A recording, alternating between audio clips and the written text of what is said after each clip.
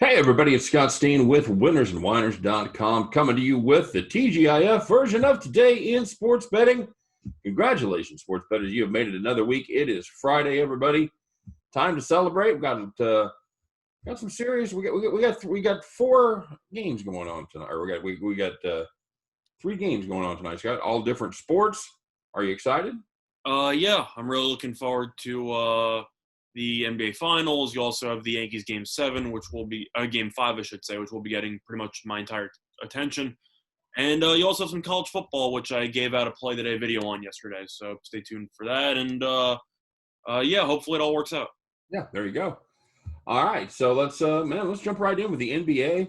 It is what is this? Game 5. Lakers lead 3-1 between the Heat and the Lakers. Scott, Bam Adebayo got an extra day off. Is that going to make a difference for this Heat team? I think Dragic coming back would make a bigger difference right now, but overall, Miami still hung tough. Unfortunately, they fell a bit short at the end of Game 4, not short enough to avoid getting people some nice money to the bank because of Tyler Hero shot to end the game.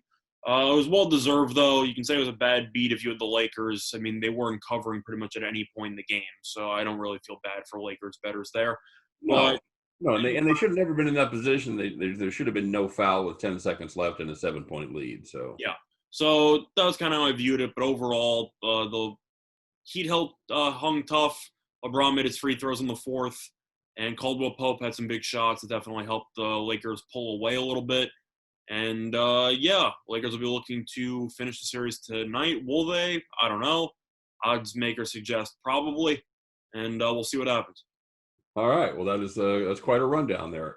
The odds for this one, Lakers are a 7-point favorite, and the number is 216. Very similar to what they have been, really, Scott, pretty much throughout this series. There hasn't been a ton of movement as far as the line, as far as the totals go.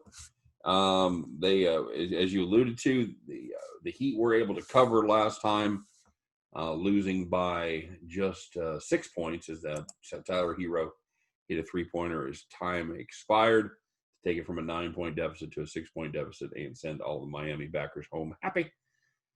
So I probably got more of an opinion on the side than I do on the totals. Let's start with the totals, Scott. You got a feel for this at all? I'm gonna lean under, mostly just because of the fact that Game 4 went under by a pretty decent margin, and now it's an elimination game for Miami. I think they'll try to do whatever they can to dial it up defensively. Offensively, they're going to be challenged because Dragic is not there, who's another great shot creator for them. And they're relying on Tyler Hero to do more. You're going to be giving minutes to other guys who you're not exactly thrilled with, but you don't really have much of a choice in that situation.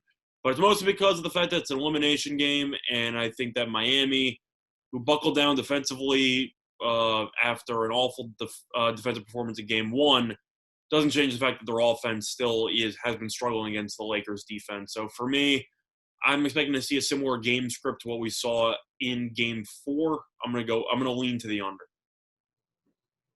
All right, very good. Yeah, the Heat, they had missed Adebayo. Actually, only ended up missing one game, right? Well, the truth is that he played technically for about half of Game 1, so I don't know if you count Game 1 or not. Game 2, he played, they lost. Game 3, he did not play, and they won. And then Game 4, he came back, so he missed 2 games. Okay, all right. That's what I was so he missed 2.5 technically, if you really want to be. So go into Game 1. That's what I was trying to. So they won Game 3 without him. He went out in Game 1, right? Yes, he missed Game 2. Then they lost Game 2 by 10. You're okay. Okay, all right. Because I'm just trying to look at the numbers here. They put up. The weird thing is they put up more points without him. It's because they have another 3-point shooter on the floor with Olynyk. Yeah, it makes. And we've seen that. We've seen that when the big men go out. We've seen that when Giannis goes out. We've seen it when AD goes out. it changes the complexion of the offense, and they don't run through everything doesn't run through the middle anymore. Everything stays on the perimeter, and yeah, a lot more shots. So with him back, I'm seeing reports that he's pretty much good to go for the entire game. Are you seeing the same thing? Yeah, that's what it seems like. It seems like Adebayo, who was able to go for Game 4, I'd say everyone can agree he looked fine. I don't think he looked like his normal self defensively, especially. But there wasn't any real moments where I looked at his performance and said, wow, he looks awful out there. I thought he was fine, whatever. I'm assuming you felt the same way. Yeah, he didn't jump off the screen at you, but he did look okay, and I'm sure the extra day's rest will do nothing but help him out. Mm. LeBron's 7-0 in elimination games. Scott, does anything change tonight? Do the Lakers just get it done? Well, for me, I'm hoping Miami wins this game just because I really don't want to go through this entire bubble with the finals just for it to be 4-1. I kind of want something a little bit more competitive. Do Right. I think it's going to matter? No. At the end of the day, I thought Miami gave the Lakers their best punch in Game 4, and the Lakers responded accordingly. I know that the Heat can hang around, but at the end of the day, they just don't have as many great – I don't want to say shot creators, but the Lakers just have so many good opportunities to get free buckets because of LeBron and AD in the paint with the rebounding advantage as well. They can go to the line more. They're going to have easier shots. And AD also is the best defensive player in the entire field, on the entire court, and he impacted a ton of shots in Game 4.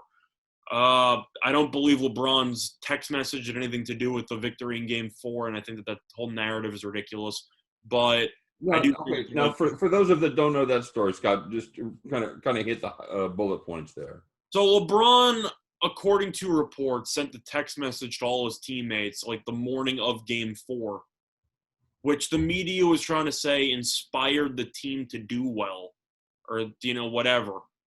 And yeah, that's kind of, I was talking about in the media. Realistically, I don't know how much of a pump-up speech your team needs before going into Game 4 of the NBA Finals, but maybe that's just me. I don't know. Either or, LeBron and AD still played well in Game 4. The Heat still have not really found out an answer for either of them.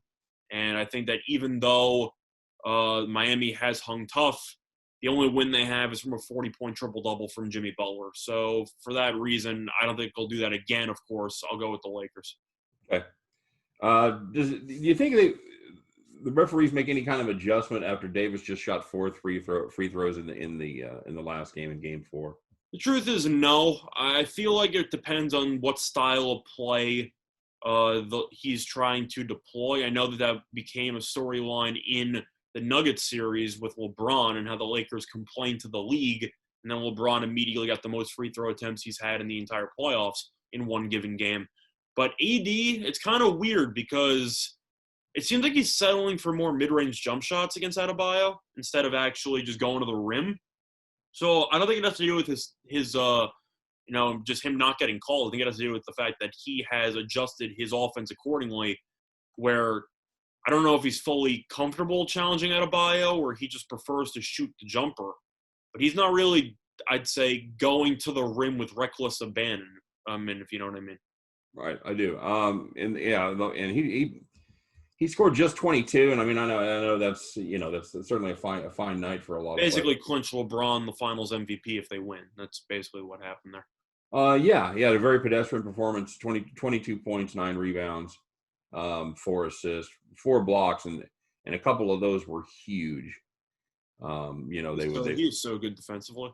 Yeah, he is, and he basically shuts down any sort of dribble drive to the hoop for anybody. He was my pick for Defensive Player of the Year. I know that ended up going to Giannis. Giannis definitely deserved serious consideration. This is just why I thought Anthony Davis should have won.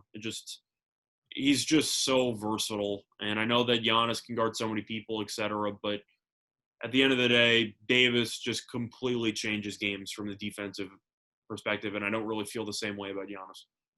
Yeah, I agree. I think Davis changes game plans more than Giannis does. I totally agree with that.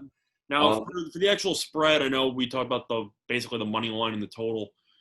I'm going to lean to the Lakers. Am I thrilled by it? No, but I do think LeBron's closeout record speaks for itself in these situations. I don't think the Lakers are going to beat around the bush, especially since if they win this game, they're all going to leave the bubble and go back home where they want to go for the last month and a half. So there's no real reason to say to themselves, you know what, let's stay in Orlando for another 2 days. No, I think that they're going to try to win and get out of there. I agree with that. I think this, although, this Miami team, they've got They're no resilient. quit. They're very resilient. I'm not going to say that Miami's going to pack it in. Yeah, they got no quit in them. They're gonna if they go down big, I expect them to keep grinding and keep banging and try to do what they can. I agree. I just think you'll agree with me that maybe in some other normal situations where you had home court, you had a bunch of stuff, you might have the Lakers in Game 5 at home being pumped up, or maybe it would play an impact earlier in the series. But I feel like if you have a chance to end the series as quickly as possible and you have a chance to go home afterward and leave the bubble and go back to, I don't want to say normal life, but you know what I mean, you should probably get it done. Yeah, I would guess these guys are ready to make like shepherds and get the flock out of there. I completely agree. I think this is although you know what, the bubble's been a success. It's done. Oh, it's been a complete success in terms of actually completing the season, etc. Now that you have actually family members inside the bubble, that helps. But they can't sleep in the same room or anything. I mean, they're basically just hotel guests. Like they're just chilling, and they see each other in the common area. But that's not the same. No, it's not the same at all. And maybe. I don't know. Maybe the NFL should have learned something from him. Although it would have been. They might. We'll see. It would have been impossible to have an NFL season. They got more people and whatever. You can't pull it off. But the only thing I know is that in terms of the actual game itself, I'm going to lean more to the spread than I am. I'm going to lean more to the total. Than the spread. I feel better about the under. I thought the game flow for 4 should be duplicated for the most part in Game 5, especially with the defensive intensity. Maybe the refs even let them get away with a little bit more defensively because it's an elimination game. So maybe that might play a factor. But I'm going to lean to the Lakers. The spread was pretty much on the money, though, in Game 4. But I think there is a chance that if the Lakers end up getting out to a decent lead early on, Miami's not going to throw in the towel. But I think that the Lakers will just put the pedal to the metal at that point. Okay, good enough. Yeah, I think the refs are kind of letting them play. They haven't shot a ton of free throws. They're shooting around 40. So far, I'm saying I think that could be even more true in an elimination game. Agreed.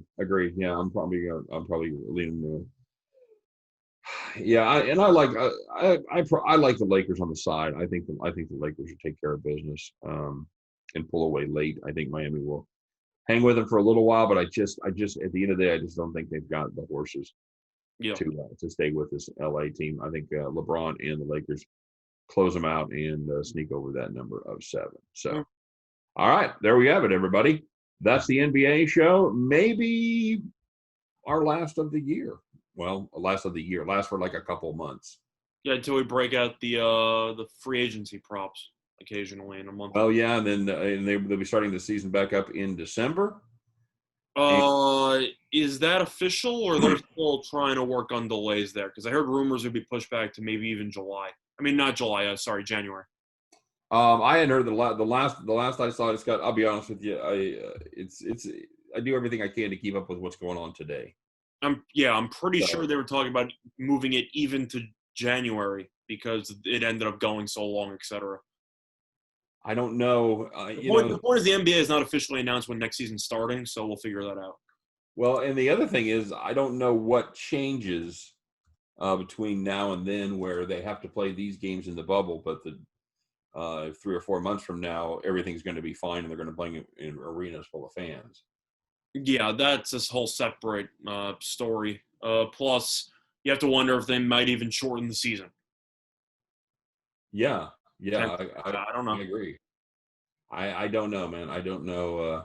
Well, we'll let the NBA figure that out, and we'll just talk about it when they do. There you go. That's all we can do at this point. We can just everything else is just rampant speculation. So we'll see what Adam Silver tries to pull out. Did a pretty good job with the bubble, so we'll see what they have in store for next season. But for now, I think we're both on the Lakers right here to take care of business in this one. So get your, if of course, if you want to see a little deeper dive, you want to have a little more stats in front of you, don't forget to check out winnersandwhiners.com for deep dives into not just this game, but every single game, every single day. It is the one-stop shop for all your sports betting needs. And, of course, we appreciate you guys watching today and every day where you check out Today in Sports Betting. Hope every play you make today is a winner. And for myself, for Scott Reichel, for all of us over here at Winners and Whiners, thanks for watching. We'll see you next time on Today in Sports Betting. Take care, everybody.